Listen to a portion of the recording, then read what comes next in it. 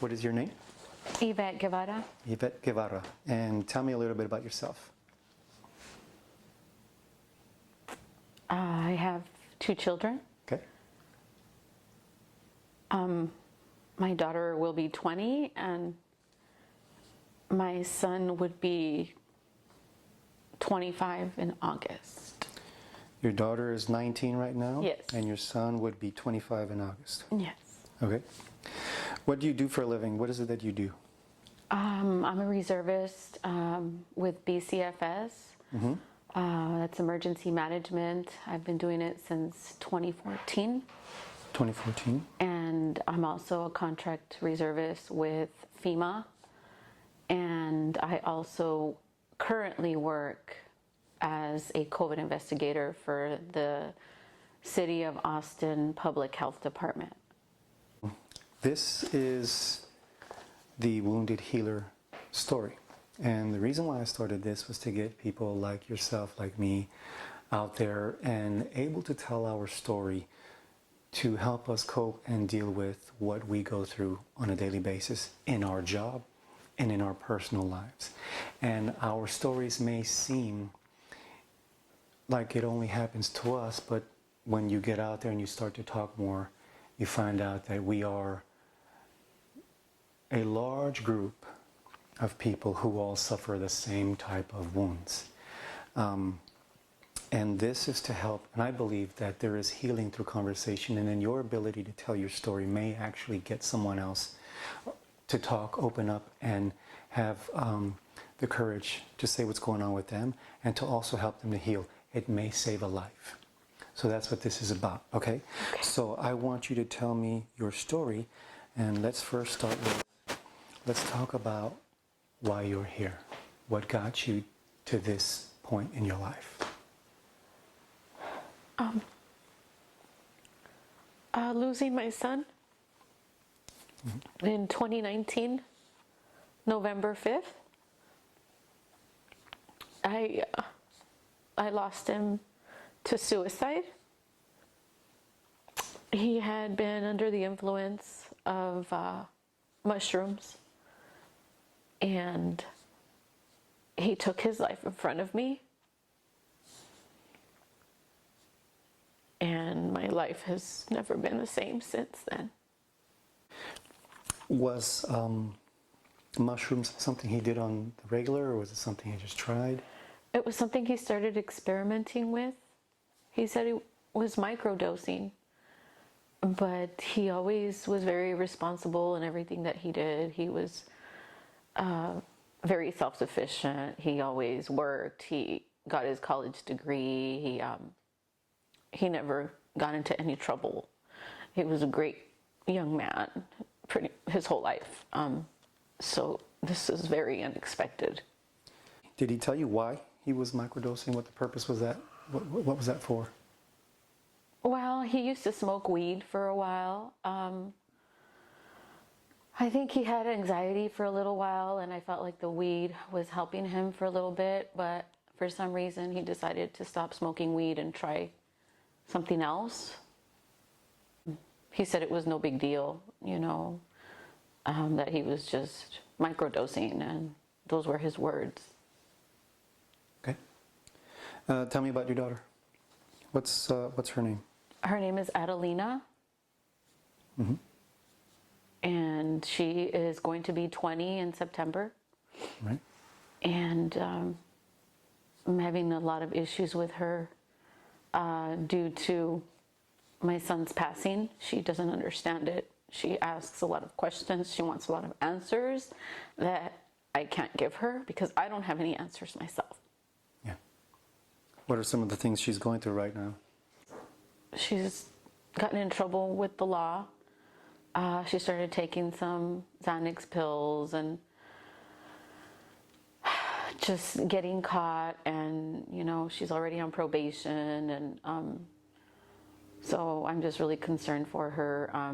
She works. She is an online student at ACC, but she's lost in a way that I'm lost as well, and I'm trying to help her go to rehab and trying to help her get her life together again. November 5th of 2019, your son committed suicide. Yes. Let's go back to that day. Tell me how the day started.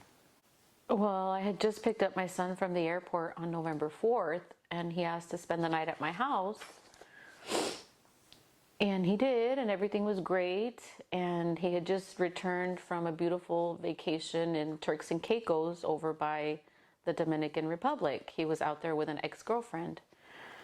And he went to work on the 5th, and then we met up later to go have some tacos at a taco place in San Marcos, next to the Yellow store. I can't remember the name at this time. He enjoyed the food. We had a great time. He was talking about his vacation, his hair. He had cornrows. He was really excited about, you know, his trip. And so then we left, and we went to pick up some parts for his car, his project car that he was working on. And we went to take him to the mechanic so that he can continue working on his project car. And What kind of car was it? it was a Toyota Celica, a 97. Okay. It used to be my brother's car. Okay, so it's cool. Almost as old as Elijah. Yeah, but family car. Yeah.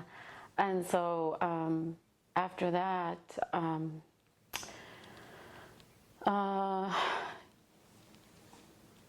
we dropped off the parts, and then we went back to my house, and we lied down on the couch. We're watching TV. I was on one side, he was on the other side of the couch, and I noticed him being very restless. He was on his phone, texting a lot. He was tossing and turning, and I turned to him and I said, "Are you okay? What's going on?" You know, I felt like something wasn't right. And he said, he says, "I feel really nauseous." And I'm like, "Okay, do you want to go to the doctor? Do you want me to make you some tea? What can I do?" You know, he's like, "No, Mom, it's okay. It's okay. I'm fine." So he got up from the couch, and he came up to me and he kissed me on the forehead, which he never really did. That was the first time he ever did that. And since he had spent the night before on the 4th, he walked away. So I figured he went to go lie down in the bedroom. So I waited about 5 minutes, and I just decided to get up to go check on him. So I went over there. He wasn't there. So I was calling his name and nothing. So I went outside, and his car was gone. And that's not like my son to just up and leave without telling me, like, "Hey, Mom, I'm leaving. I'll be back." You know, he was always we always had a good relationship. You know, he always communicated and everything. So I texted him and I said, "I hope you're okay. What's going on?" No response. So then I decided to call him. I got in the car because he was staying at my dad's house. So I was thinking he might have gone to my dad's house. And as I'm driving away, he answers the phone, and he's crying and telling me about Brianna, the girl he went on this trip with, and saying, "I don't know what I did wrong. I was such a good friend." And he was very, very emotional. So I started talking to him, and I was trying to encourage him and tell him that, you know, that everything's going to be okay, and I'm here. Where are you? Let me just come to you. Let me talk to you. You know, I want to know what's going on. So I'm driving away, and then as I'm talking to him, the call gets cut off, and I'm hauling ass to my dad's house. And then I call back, there's no answer. And then I call back again, and I'm like, by the time he answers, I'm at my dad's, and I don't see his car outside. So I take off, and I'm calling him on the phone again, and I said, "Well, what's going on? Where are you? Let me come see you. Let me come talk to you." And he was like, "Oh no," he's like, "I'm at the river." And I said, "Okay, what river are you at?" And he said, "I'm at the 5 Mile Dam." And I said, "Okay, I'm coming, and just wait for me there." And he was like, No, don't come over here." And I said, "Well, why?" And he said, "Because I have my gun." And then I said, okay, well, I didn't panic. I didn't want to panic. I tried to stay as calm as I could, and I tried to keep him on the phone. And so I'm trying to get there, and I guess the call must have cut off again. I don't quite remember, as I think I might have gone into some kind of shock or something. I don't know. So I get there to the river, and right before that I had called a friend of mine, a friend of the family's, to tell him, hey, can you get over, he had his car at the mechanics in the neighborhood, and I said, can you get over there to Elijah? He's at the river and he has his gun and I'm freaking out, and he was closer than I was, so I wanted him to get there before me.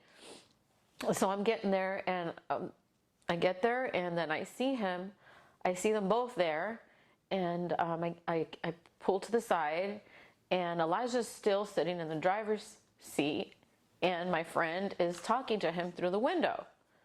My friend's outside the car talking to him, and I get off, and I'm thinking, okay, and he was very emotional. Platz. Renzo, Platz. Sorry. Platz. So this is what he does. He's recognizing what you're going through, okay? So it's okay. Okay. Renzo, come here. Over here. Come here. Platz.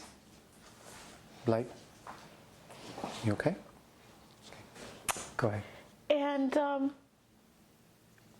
I get off, and he's leaning over, my friend is leaning over the driver's window, talking to him, and then I'm right there, and I'm rubbing his shoulder, and come on, mijo, let's go home. Everything's going to be fine. Let's talk about this. Everything's good. And I didn't notice right away, but he had his gun on his leg, on his lap. And I didn't know what to do at that time. I was freaking out. So I was just trying to stay calm, trying to tell him, let's go home, let's go home. And then I told my friend, I whispered, and I said, can you please get the gun? Get it from him. And he said, well, I'm trying, but he keeps moving it back. And I said, just take it. And I was just so, I don't know what happened to me. I don't know why I didn't do it. I was in so much shock. And I moved to the other side, and I was just like... The passenger side of the car? No, to the other side of where he was standing, of the driver's window. Okay. And we're still right there. On the driver's side, okay. And he's talking to him still, and I'm like praying to God, looking up to the sky, like, to end this, for this to I didn't know what else to do. I didn't even think about calling the police. I was so out of it. And then all I remember was him saying that, oh, maybe Adelina will change. And he said, there's no love like the love that a son has for his mother. And he said, it's God's plan. I'm not afraid to die. And then that's when it went off. And that's all I remember as far as that goes. I was in the car. I was covering him. There was blood everywhere.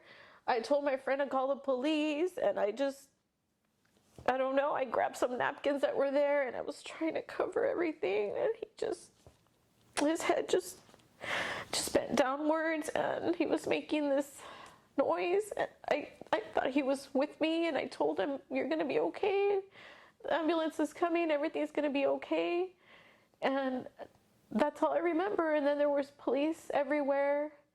And they came to ask me where the gun was. I have no idea, because I wasn't thinking about that. I was just trying to save my son.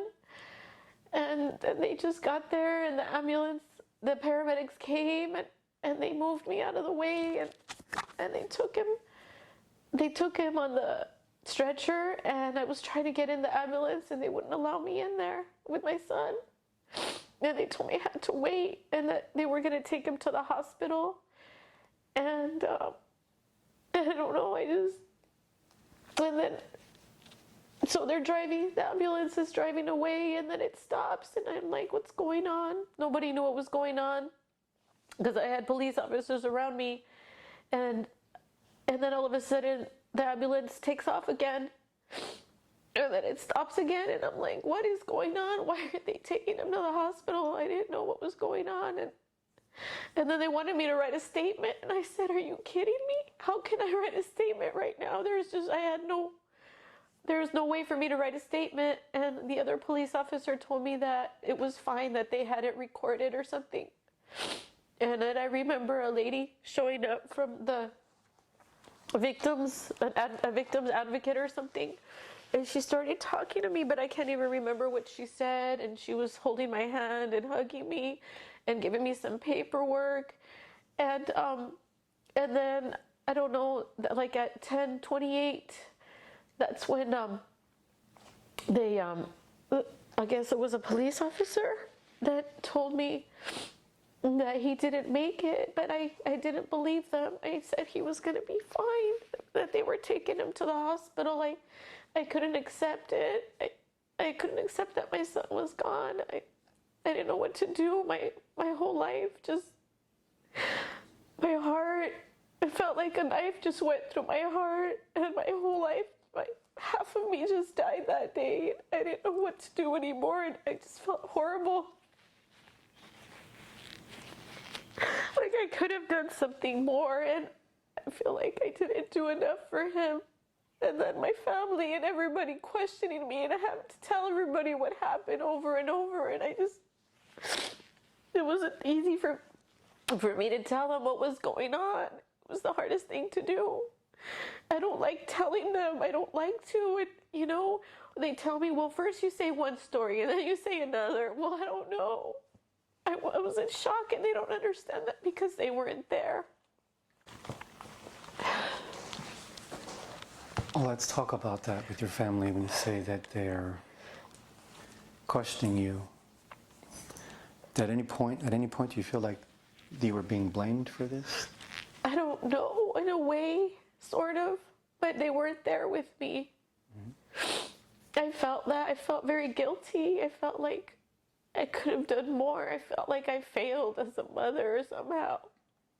He was such a good kid, and, you know, I tried to be the best mom that I could. He didn't have his dad in his life, not until his senior year. He finally came into his life, and his dad chose a different lifestyle that I didn't want my son a part of. And so, you know, it was just me and my son for a while before I got married later on. And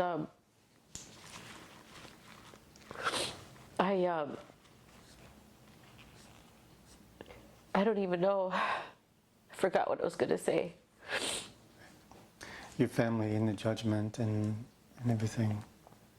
Yeah, so, yeah, I did. I just felt like this, I don't know what it was, just this burning, aching, sharp pain inside in my soul that I don't even know how to explain, that I have to live with every day, that I have to deal with every day. And I try to do things to help me stay busy, to focus, because I wanted to kill people. I wanted to get angry with everybody and just kill people, and I didn't care about anything at all.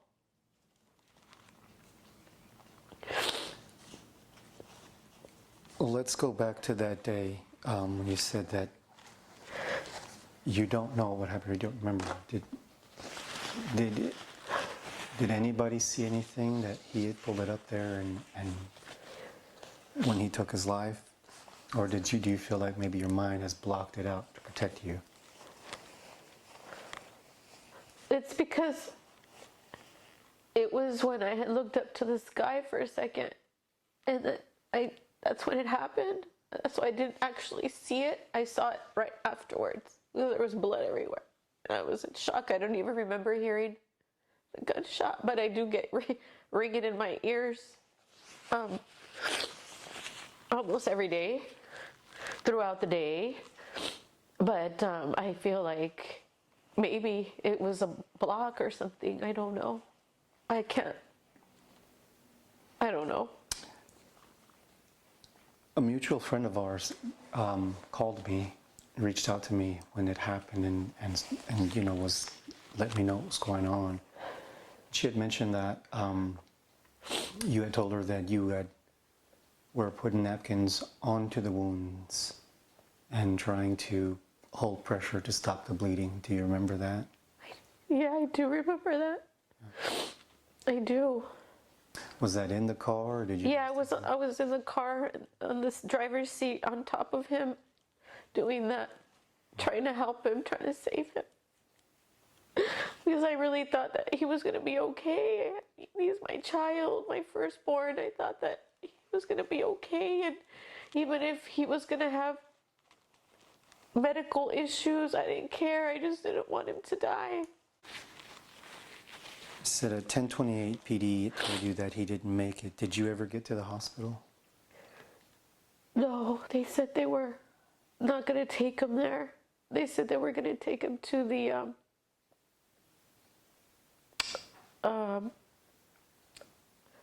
is it the office of the Medical examiner? yes, Okay. to do it, perform an autopsy. So I guess going back to when you said they stopped twice, the paramedics had made the decision, I guess that possibly that at that point he had signs incompatible with life, and that possibly continuing on to the hospital would have been futile. Is that possibly what you think happened? Kind of, yeah, I do. Yeah. So from there, they didn't go to the hospital. They went over, they deviated to the medical examiner. Yeah. Okay. When was the next time you saw your son? What do you mean? Did you go that night and identify him? Oh no, I saw him. I think like 2 days later, at the funeral home. Mm-hmm. I requested to see him. He was in a bag because they were going to cremate him.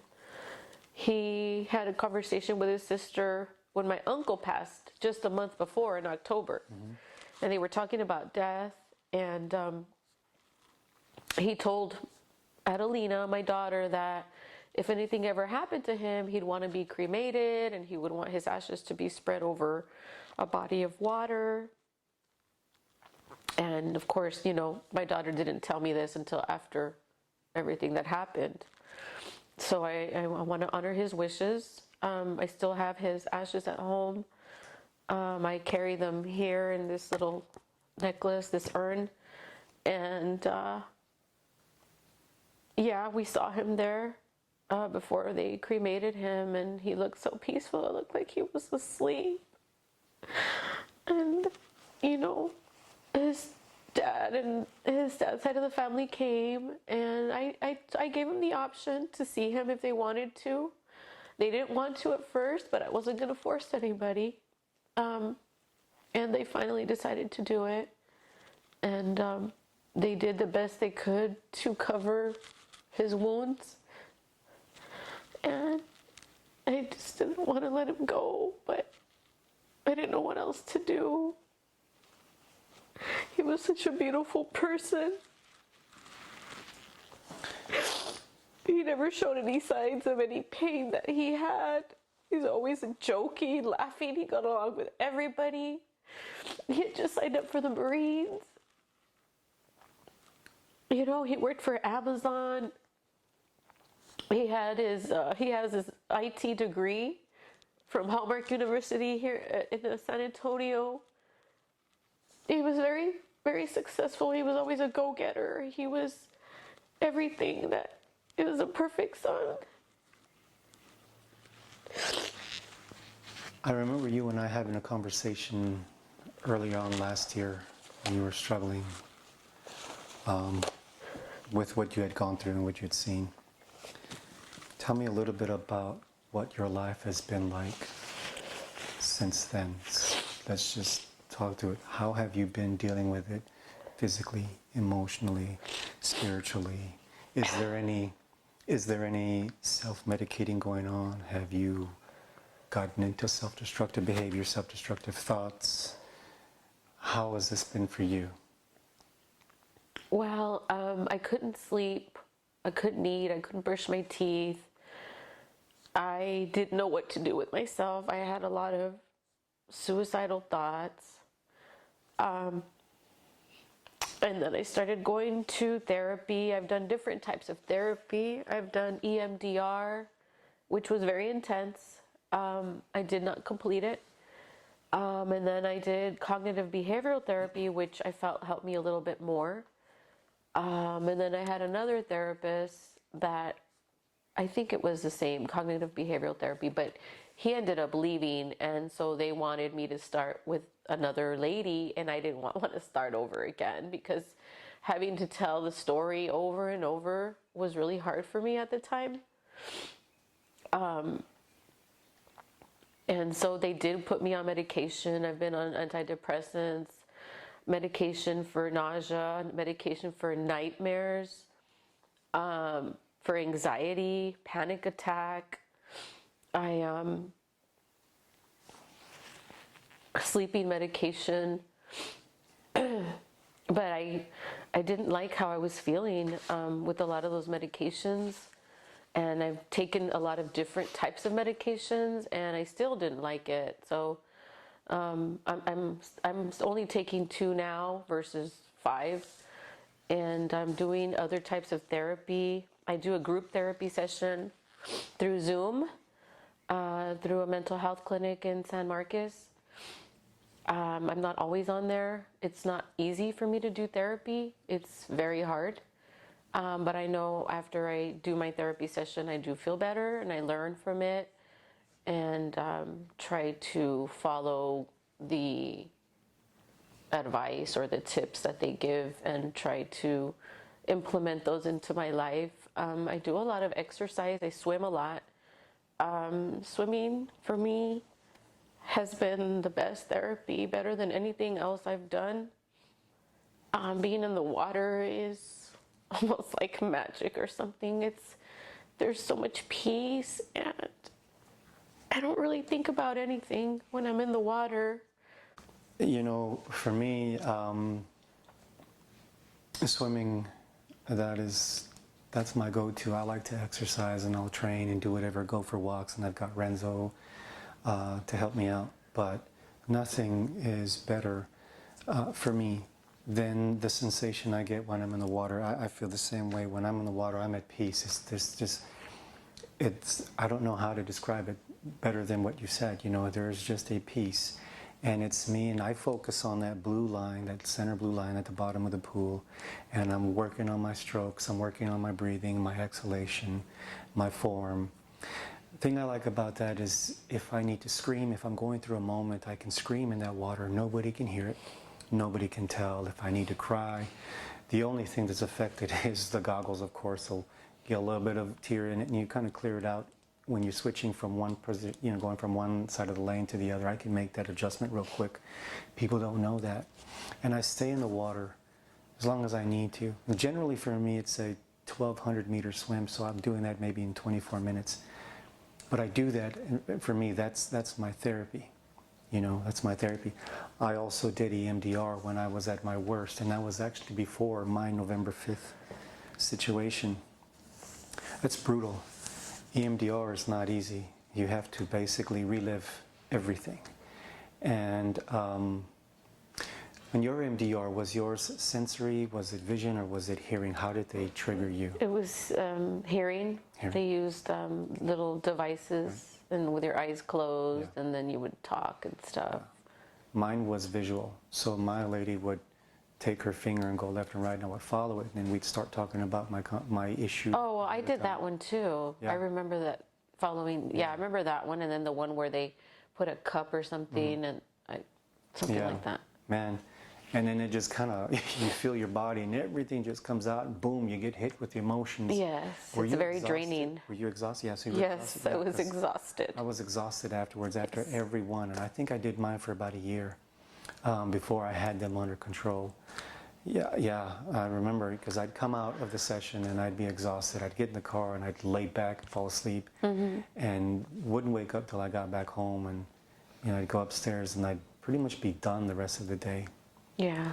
I remember that.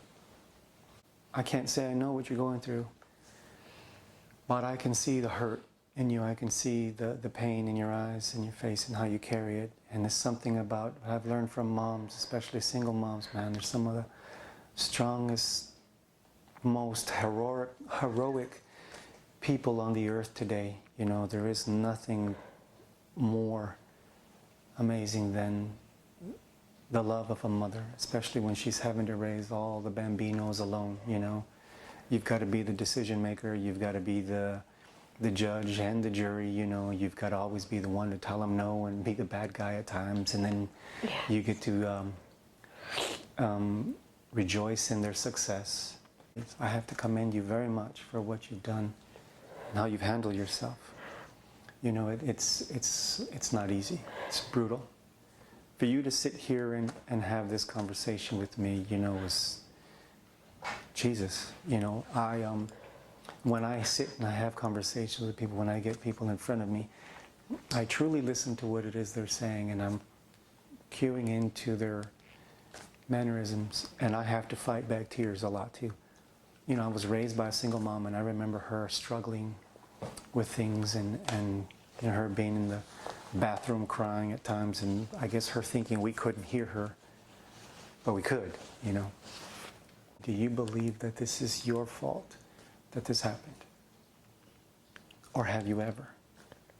I did in the beginning, but I don't feel that anymore. Good. It just went away. I went through a lot of different emotions, anger, guilt. There was a lot. It was just one thought after another of every possible thing that I could think of. You know, dad not being around, or my daughter, you know, having problems with her and stuff like that. Marriage failing, you know. Right. Stuff like that. How long ago did your marriage end? 6 years ago. 6 years ago?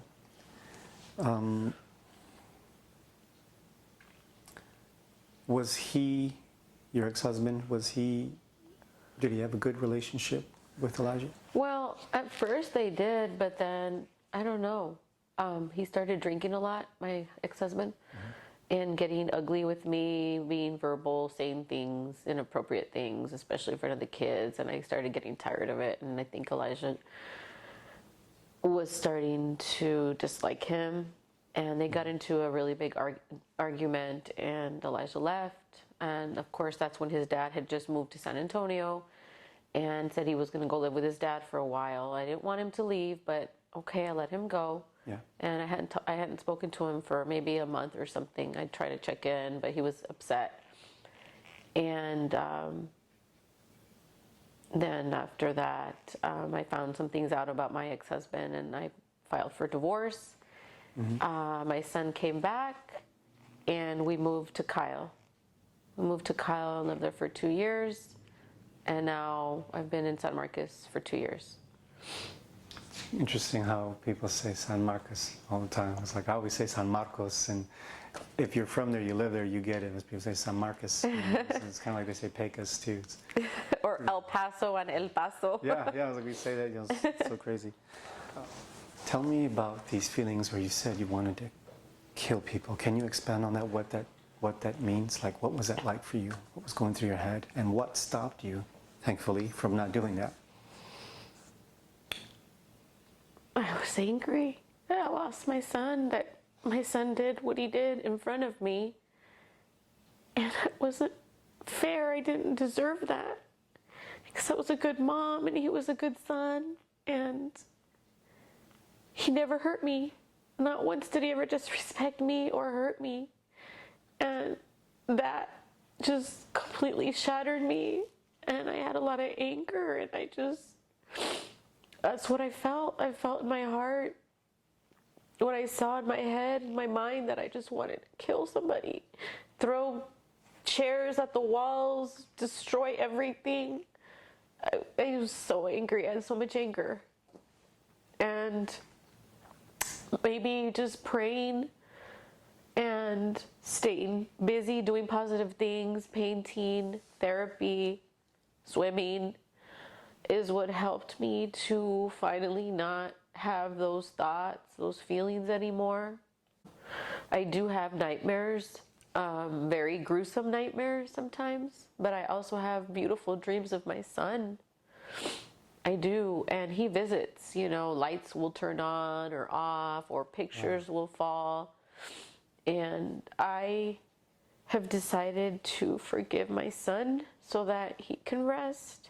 And so that I can rest. And I have also asked my son for forgiveness if there was anything that I ever did. to cause him any pain. And so I feel a little bit at peace sometimes, well, more than what I did before, along with, you know, all the other things that I try to do, the other positive things that I try to do to keep myself busy. I've been working from home since August of 2020, I think. Yes. And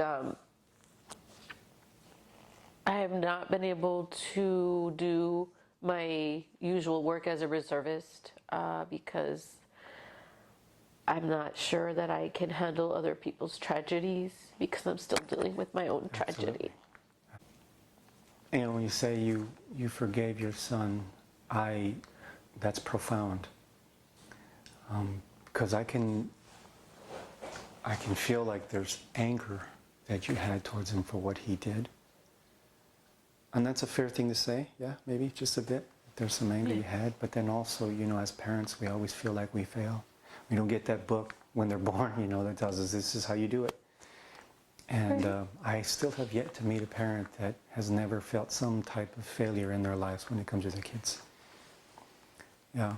You know, when my son's mother passed away, my son went through something similar to your feeling as far as wanting to go out and hurt people. You'd mentioned that was a release for him. Thankfully, he didn't. Right. But that was something he went through also. When you say you feel he comes around, how so? Like what is that presence that you feel?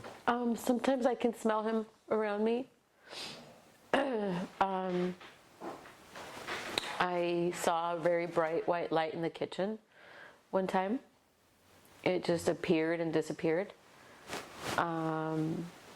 Sometimes a light will turn on or turn off. Sometimes he likes to throw pictures down. My son was a very comical, but he was a prankster, and they were good pranks. He wasn't a mean person at all. He was just funny stuff, silly things that he used to do. So he would do things like that. Yeah.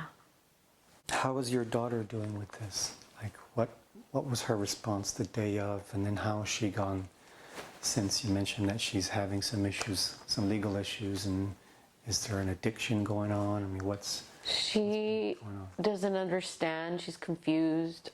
She asks why. Sometimes she blames me, or his dad,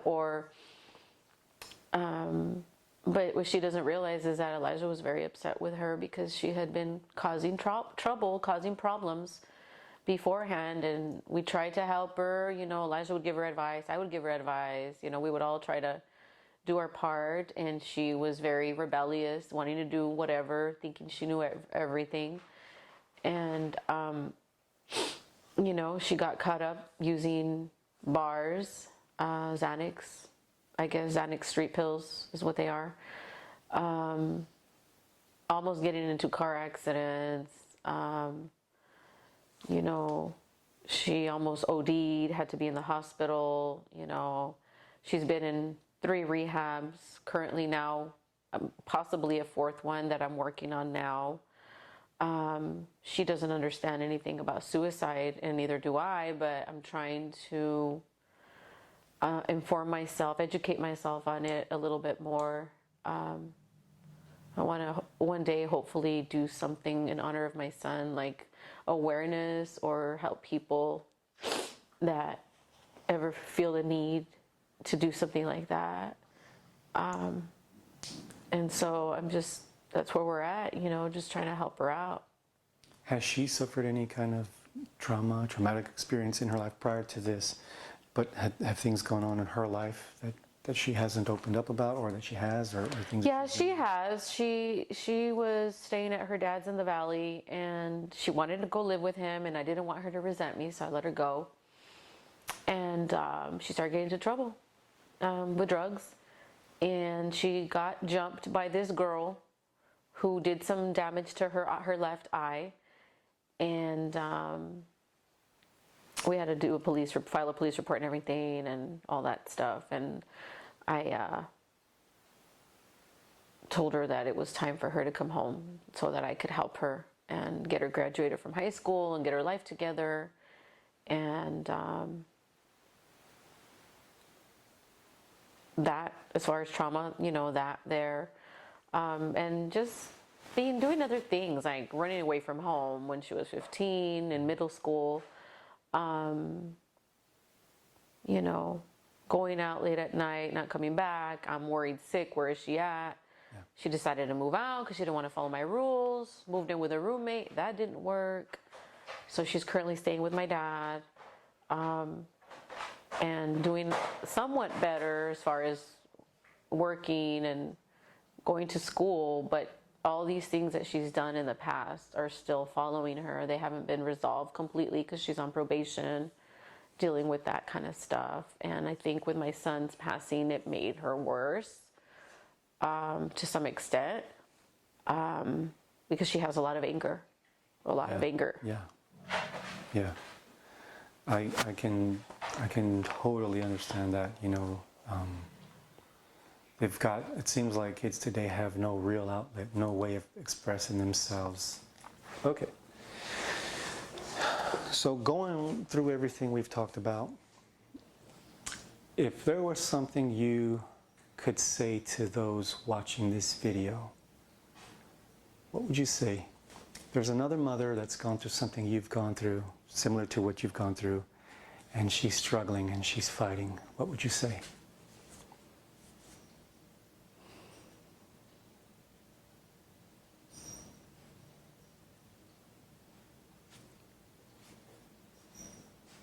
Take your time and think. You're okay. So you mean like somebody who's already been through what I've been through? Yeah. If you had a message, there was something you could tell somebody.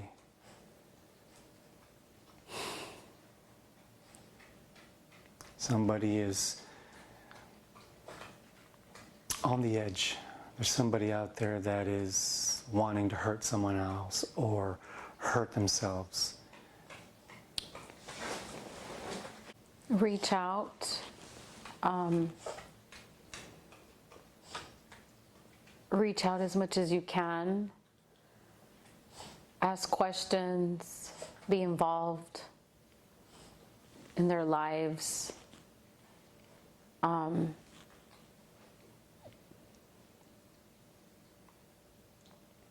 Something like this changes your life. It changes your whole perspective on everything.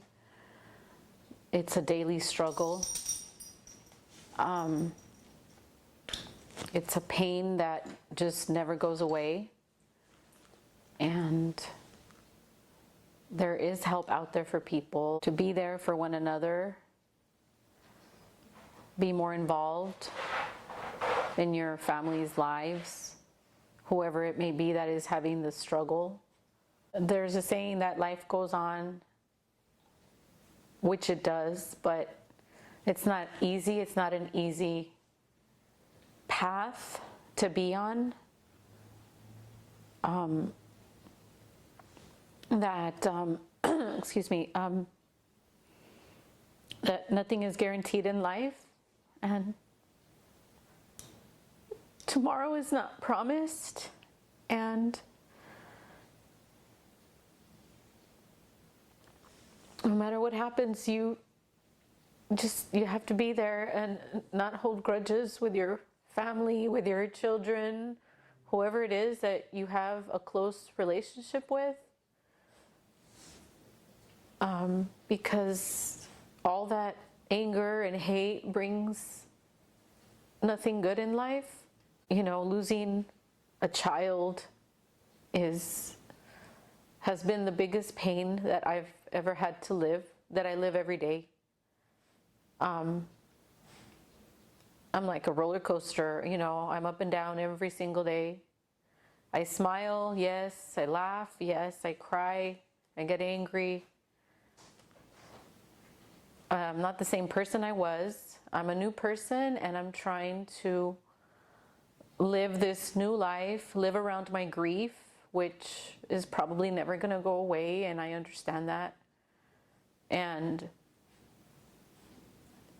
look for something positive and do good and try to do good, because it's so easy to fall back and make choices that will affect you or your family for the rest of your life. Hopefully, you and I can swim together sometime, and I'd like to do that. I think that'd be therapeutic. But I think I haven't had the opportunity to swim with another swimmer who uses it therapeutically. And I'd like to do that with you sometime, see if we can go and we'll just kind of swim and go stroke for stroke and just work on healing, yeah? That'd be Sure. cool.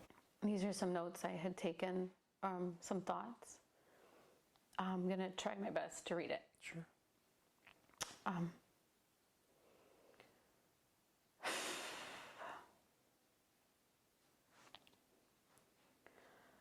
Life isn't the same. I had a beautiful son who gave me his pain, and it never goes away. And I know that life isn't easy, but every day I have to tell myself to keep going, even when I don't feel like it. And it's the hardest thing to do. I never thought I'd be part of this club, or I should say, I never thought I'd be wearing these shoes. They call it the Ugly Shoes Club, and it actually exists. It's a page I found on Facebook that I follow.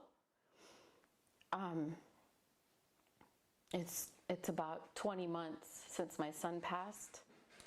For me, it seems like it was yesterday. I've been weak. I have to struggle with grief, PTSD, anxiety, panic attacks, major depression. You know, this was something that I was in denial about, which made it even more complicated for me to accept. A person that I spoke to once said, pain and suffering cannot be avoided in this life.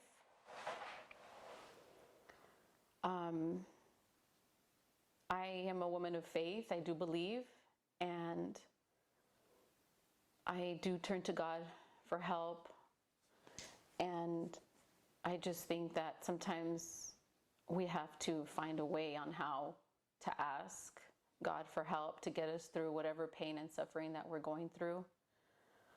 I was very angry with God. I was angry with myself. I was angry with everybody. I had guilt. I was torn to pieces. My heart was shattered. It still is. My heart will never be the same. My life will never be the same. And sometimes I wish I could erase everything from my mind. I wish I could take all the pain away. It's a battle that I struggle with in my head, in my mind every day. We have to push ourselves every day, even though sometimes we don't feel like it. Because you'll realize that, hey, you made it another day. For me, it's 1 second at a time. And sometimes some people just have it worse than others, and I don't look for pity, I don't ask for pity. I like to talk to people, I like to make friends, I like to talk about my story, which I wasn't able to do before. And I don't wish this pain on anyone. And sometimes one thing to remember is that when we make decisions that hurt us, it also hurts our family. And sometimes when we hurt, it's nice to try to seek for help some way, somehow. Turn to our families, faith, God, whatever people look to for some kind of help with whatever issues that they're dealing with. We only have one life, and it's hard. Life isn't easy. And that's all I have to say. It's pretty impactful. Yeah, it's profound. I never heard of that, the Ugly Shoes Club. I never knew that existed, and that is a club I don't ever want to be a part of. If there was anything, if you could have 5 minutes to have a conversation with Elijah, what would you say to him? That I love him and I miss him every day, and I would love to just give him a hug and just to be with him again one day. And if I ever did anything to hurt you, I'm sorry. And I also forgive you for making the choice to do what you did. My name is Ivette Guevara, and I am a wounded healer.